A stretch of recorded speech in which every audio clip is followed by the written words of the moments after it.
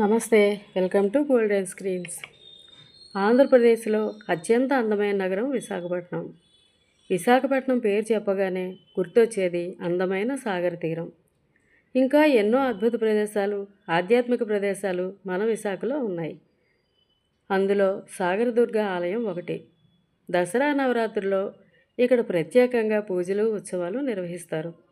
సముద్రం మధ్యలో ఒక కొండపై ఈ ఆలయం ఉంటుంది. ఈ ఆలయం చుట్టూ 3 కొండలు, ఒక చర్చి, మసీదు ఉంటాయి. కొన్ని సంవత్సరాల క్రితం విశాఖ పోర్టు అభివృద్ధి పనులు జరుగుతుండగా సముద్రంలో ఈ అమ్మవారి విగ్రహం దొరికిందట. అప్పుడు సముద్రం ఒడ్డున ఉన్న కొండపై ఆలయం నిర్మించి ఆ విగ్రహాన్ని ప్రతిష్ఠించారట. ఇంకా ఈ కొండపై అమ్మవారి ఆలయంతో పాటు గణపతి, కామేశ్వరీదేవి, దుర్గా మల్లేశ్వర స్వామి ఆలయాలు ఉన్నాయి. మరి ఈ సాగరదుర్గ ఆలయానికి ఎలా చేరుకోవాలని ఆలోచిస్తున్నారా? సంవత్సరంలో 9 రోజుల పాటు మాత్రమే సముద్రంపై బోట్లలో వెళ్ళడానికి అవకాశం ఉంటుంది. పాత పోస్టాఫీస్ జంక్షన్కి చేరుకొని పోర్టు వెంకటేశ్వర స్వామి ఆలయం పక్క నుండి బోట్లలో అమ్మవారి గుడికి చేరుకోవచ్చు.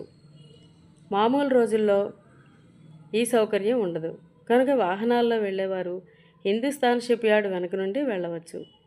ఈసారి విశాఖ వెళ్ళినప్పుడు పచ్చని ప్రకృతి మధ్య కొలువై ఉన్న మహిమాన్వితమైన అమ్మవారిని తప్పకుండా దర్శించుకోండి.